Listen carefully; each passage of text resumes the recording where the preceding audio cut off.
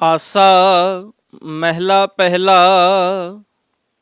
ਸਤਿਗੁਰੂ ਗੁਰੂ ਨਾਨਕ ਸਾਹਿਬ ਜੀ ਦਾ ਉਚਾਰਨ ਕੀਤਾ ਹੋਇਆ ਸੋ ਦਰ ਬਾਣੀ ਦੇ ਸਰਲੇਖ ਹੇਠ ਇਹ ਦੂਜਾ ਸ਼ਬਦ ਹੈ ਜੋ ਰਾਗ ਆਸਾ ਵਿੱਚੋਂ ਹੈ। ਸੁਣ ਵੱਡਾ ਆਖੈ ਸਭ ਕੋਏ। ਸਤਿਗੁਰੂ ਜੀ ਆਖਦੇ ਹਨ, ਹਰੇਕ ਜੀਵ ਹੋਰਨਾਂ ਪਾਸੋਂ ਸਿਰਫ ਸੁਣ ਕੇ ਹੀ ਆਖ ਦਿੰਦਾ ਹੈ ਕਿ ਹੇ ਪ੍ਰਭੂ ਤੂੰ ਵੱਡਾ ਹੈ। ਇਹ ਸਮਾਜ ਵਿੱਚ ਧਾਰਨਾ ਪ੍ਰਚਲਿਤ ਰਹੀ ਹੈ ਤੇ ਅੱਜ ਵੀ ਹੈ ਕਿ ਅਸੀਂ ਸੁਣ ਸੁਣਾ ਕੇ ਹੀ ਸਾਰੇ ਰੱਬ ਦੀਆਂ ਗੱਲਾਂ ਕਰਦੇ ਹਾਂ।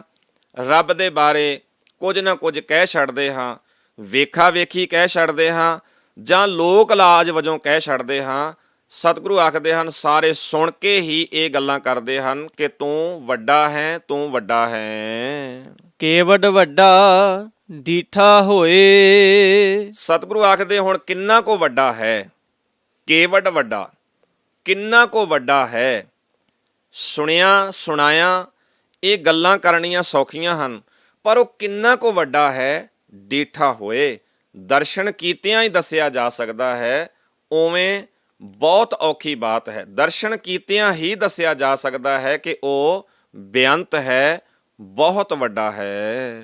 ਕੀਮਤ ਪਾਏ ਨਾ ਕਹਿਆ ਜਾਏ। ਜਿਨ੍ਹਾਂ ਨੇ ਸਿਰਫ ਗੱਲਾਂ ਹੀ ਕੀਤੀਆਂ ਸੁਣ ਸੁਣਾ ਕੇ, ਜਿਹੜੇ ਕੇਵਲ ਇੱਕ ਦੂਜੇ ਦੇ ਕਹਿਣ ਕਵਾਉਣ ਤੇ ਹੀ ਆਖਦੇ ਰਹੇ ਪਰ ਦਿਲੋਂ ਜਾਣਨ ਦੀ ਇੱਛਾ ਨਹੀਂ ਰੱਖੀ, ਸਤਿਗੁਰੂ ਆਖਦੇ ਹਨ ਉਹਨਾਂ ਅੰਦਾਜ਼ੇ ਲਾਉਣ ਵਾਲਿਆਂ ਨੇ, ਮੁੱਲ ਪਾਉਣ ਵਾਲਿਆਂ ਨੇ ਕਦੇ ਵੀ ਅਕਾਲ ਪੁਰਖ ਜੀ ਦੀ ਕੀਮਤ ਨਹੀਂ ਦੱਸੀ।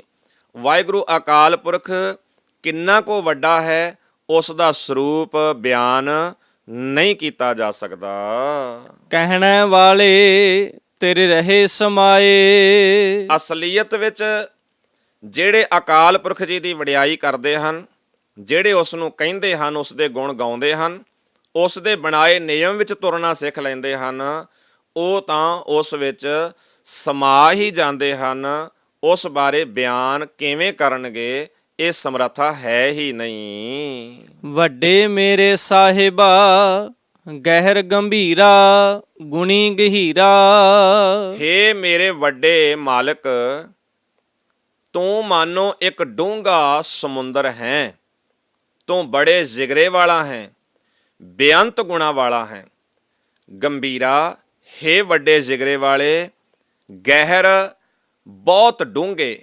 ਹੇ ਡੂੰਘੇ ਸੰਸਾਰ ਸਮੁੰਦਰ ਪਰਮੇਸ਼ਰ ਜੀ, ਤੁਹਾਡੇ ਬਾਰੇ ਕਹਿਣਾ, ਤੁਹਾਡੇ ਬਾਰੇ ਵਿਸਥਾਰ ਨਾਲ ਕੋਈ ਗੱਲ ਕਰਨੀ, ਇਹ ਵੱਸ ਦੀ ਬਾਤ ਨਹੀਂ ਹੈ। ਕੋਏ ਨਾ ਜਾਣੈ ਤੇਰਾ ਕੀਤਾ ਕੇਵਡ ਚੀਰਾ ਰਹਾਓ। ਹੇ ਸੱਚੇ ਸਾਹਿਬ ਜੀ, ਤੁਹਾਡੇ ਬਾਰੇ ਬਿਆਨ ਕਰਨਾ ਇਹ ਤਾਂ ਇੱਕ ਬਹੁਤ ਵੱਡੀ ਬਾਤ ਹੈ। ਤੁਹਾਡੇ ਪੈਦਾ ਕੀਤੇ ਹੋਏ ਇਸ ਪਸਾਰੇ ਬਾਰੇ ਵੀ ਕੋਈ ਗੱਲ ਨਹੀਂ ਕੀਤੀ ਜਾ ਸਕਦੀ। ਪਸਾਰਾ ਵੀ ਤੁਹਾਡਾ ਬਹੁਤ ਵੱਡਾ ਹੈ। ਚੀਰਾ, ਚੀਰਾ ਦਾ ਅਰਥ ਹੈ ਚੌੜਾਈ, ਵਿਸਥਾਰ। ਤੁਹਾਡੇ ਇਸ ਸ੍ਰਿਸ਼ਟੀ ਦਾ, ਪਸਾਰੇ ਦਾ ਵਿਸਥਾਰ ਵੀ ਬਹੁਤ ਹੈ, ਇਹ ਬਿਆਨ ਨਹੀਂ ਹੋ ਸਕਦਾ।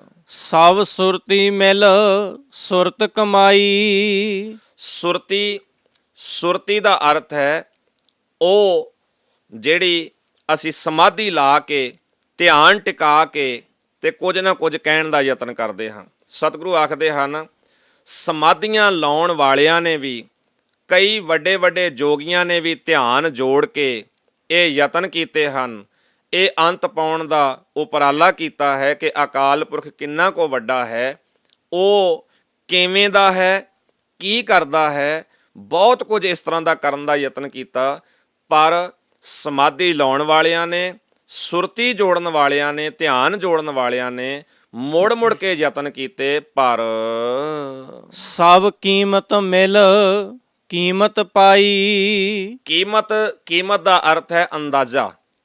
ਭਾਵ ਵੱਡੇ ਵੱਡੇ ਪ੍ਰਸਿੱਧ ਜੋ ਸ਼ਾਸਤਰ ਵੇਤਾ ਹਨ, ਵਿਚਾਰਵਾਨ ਹਨ, ਉਹਨਾਂ ਨੇ ਆਪੋ ਵਿੱਚ ਇੱਕ ਦੂਜੇ ਨਾਲ ਰਲ ਕੇ, ਸਹਾਇਤਾ ਇੱਕ ਦੂਜੇ ਦੀ ਲੈ ਕੇ, ਦੇ ਕੇ, ਉਹਨਾਂ ਨੇ ਬਹੁਤ ਕੁਝ ਇਸ ਤਰ੍ਹਾਂ ਦਾ ਕੀਤਾ ਪਰ ਤੇਰੇ ਬਰਾਬਰ ਦੀ ਹਸਤੀ ਲੱਭਣ ਦੀ ਕੋਸ਼ਿਸ਼ ਕੀਤੀ, ਲੱਭ ਨਹੀਂ ਸਕੇ, ਕਾਮਯਾਬ ਨਹੀਂ ਹੋ ਸਕੇ। ਗਿਆਨੀ ਧਿਆਨੀ ਗੁਰ ਗੁਰ ਹਾਈ। ਗਿਆਨੀ ਧਿਆਨੀ ਭਾਵ ਗਿਆਨਵਾਨ, ਧਿਆਨੀ ਧਿਆਨ ਲਾਉਣ ਵਾਲੇ, ਗੁਰ ਗੁਰ ਹਾਈ ਗੁਰੂ ਅਤੇ ਗੁਰ ਭਾਈ, ਇਹਨਾਂ ਸਾਰਿਆਂ ਨੇ ਰਲ ਮਿਲ ਕੇ ਵੱਡੇ ਤੋਂ ਵੱਡੇ ਯਤਨ ਕੀਤੇ ਅੰਤ ਪਾਉਣ ਦੇ, ਬਰਾਬਰ ਦੀ ਹਸਤੀ ਲੱਭਣ ਦੇ। ਕਹਿਣ ਨਾ ਜਾਈ ਤੇਰੀ ਤਿਲ ਵਡਿਆਈ। ਪਰ ਹੇ ਸੱਚੇ ਸਾਹਿਬ, ਸਚਾਈ ਇਹ ਹੈ, ਅਸਲੀਅਤ ਇਹ ਹੈ, ਭਾਵੇਂ ਕੀਮਤ ਪਾਉਣ ਵਾਲਿਆਂ ਨੇ, ਸਮਾਧੀ ਲਾਉਣ ਵਾਲਿਆਂ ਨੇ, ਧਿਆਨ ਜੋੜਨ ਵਾਲਿਆਂ ਨੇ ਬਹੁਤ ਵੱਡੇ ਉਪਰਾਲੇ ਕੀਤੇ, ਵੱਡੀਆਂ ਵੱਡੀਆਂ ਇਹਨਾਂ ਨੇ ਘਾਲਣਾਵਾਂ ਘਾਲੀਆਂ, ਪਰ ਅਸਲੀਅਤ ਵਿੱਚ ਇੱਕ ਤਿਲ ਜਿੰਨਾ ਵੀ ਤੇਰਾ ਅੰਤ ਨਹੀਂ ਪਾ ਸਕੇ, ਇੱਕ ਤਿਲ ਜਿੰਨਾ ਵੀ ਤੇਰੇ ਬਾਰੇ ਬਿਆਨ ਨਹੀਂ ਕਰ ਸਕੇ। ਤੂੰ ਬਹੁਤ ਵੱਡਾ ਹੈ, ਬਹੁਤ ਡੂੰਘਾ ਹੈ। ਇੱਕ ਗੱਲ ਇੱਥੇ ਹੋਰ ਵੀ ਸਾਨੂੰ ਸਤਿਗੁਰੂ ਗੁਰੂ ਗ੍ਰੰਥ ਸਾਹਿਬ ਜੀ ਦੀ ਬਾਣੀ ਦੇ ਮੁਤਾਬਕ ਵਿਚਾਰ ਲੈਣੀ ਚਾਹੀਦੀ ਹੈ ਕਿ ਸਾਡਾ ਜੀਵਾਂ ਦਾ ਅਸਲੀ ਮਨੋਰਥ ਅਕਾਲ ਪੁਰਖ ਦਾ ਅੰਤ ਪਾਉਣਾ ਨਹੀਂ, ਅਕਾਲ ਪੁਰਖ ਜੀ ਦੇ ਬਾਰੇ ਗਿਣਤੀਆਂ ਮਿਣਤੀਆਂ ਕਰਨਾ, ਇਹ ਸਾਡਾ ਜੀਵਨ ਦਾ ਮਨੋਰਥ ਨਹੀਂ। ਸਤਿਗੁਰੂ ਜੀ ਨੇ ਪਾਵਨ ਬਾਣੀ ਦੇ ਰਾਹੀਂ ਸਾਨੂੰ ਬੜੇ ਸਪਸ਼ਟ ਸੰਕੇਤ ਦਿੱਤੇ ਹਨ ਕਿ ਭਲਿਓ, ਸਾਡੀ ਜ਼ਿੰਦਗੀ ਦਾ ਅਸਲੀ ਮਕਸਦ ਹੈ ਉਸ ਦੇ ਗੁਣਾਂ ਨੂੰ ਗਾਉਣਾ, ਉਸ ਦੀ ਵਡਿਆਈ ਕਰਨੀ, ਸਿਫਤ ਸਲਾਹ ਕਰਨੀ, ਤੇ ਸਿਫਤ ਸਲਾਹ ਕਰਦਿਆਂ ਹੋਇਆਂ ਆਪਣੇ ਜੀਵਨ 'ਚੋਂ ਬੁਰਾਈਆਂ ਕੱਢਣੀਆਂ ਤੇ ਇਸ ਜੀਵਨ ਨੂੰ ਸਵਾਰਨਾ। ਪਰ ਬਹੁਤੀ ਵਾਰ ਸਮਾਜ ਦੇ ਲੋਕ ਉਸ ਦਾ ਅੰਤ ਪਾਉਣ ਦਾ, ਗਿਣਤੀਆਂ ਮਿਣਤੀਆਂ ਕਰਨ ਦਾ, ਉਸ ਦੇ ਪਸਾਰੇ ਨੂੰ ਮਿਣ ਕੇ ਦੱਸਣ ਦਾ ਇਹ ਉਪਰਾਲਾ ਜਿਹੜਾ ਹੈ ਉਹ ਕਰਨਾ ਸ਼ੁਰੂ ਕਰ ਦਿੰਦੇ ਹਨ। ਪਰ ਸਤਿਗੁਰੂ ਆਖਦੇ ਹਨ, ਵੱਡੇ ਤੋਂ ਵੱਡੇ ਯੋਗੀਆਂ ਨੇ, ਸਮਾਧੀਆਂ ਲਾਉਣ ਵਾਲਿਆਂ ਨੇ ਵੀ ਇਹ ਯਤਨ ਕੀਤੇ, ਪਰ ਇੱਕ ਤਿਲ ਜਿੰਨੀ ਵੀ ਕੀਮਤ ਨਹੀਂ ਪਾ ਸਕੇ। ਸਭ ਸਤ ਸਭ ਤਪ ਸਭ ਚੰਗਿਆਈਆਂ। ਸਤਿਗੁਰੂ ਆਖਦੇ, ਸਭ ਸਤ ਵਿਚਾਰਵਾਨ ਕੀ ਤੇ ਸਿੱਧ ਜੋਗੀ ਕੀ। ਤੇਰੀ ਵਡਿਆਈ ਦਾ ਅੰਦਾਜ਼ਾ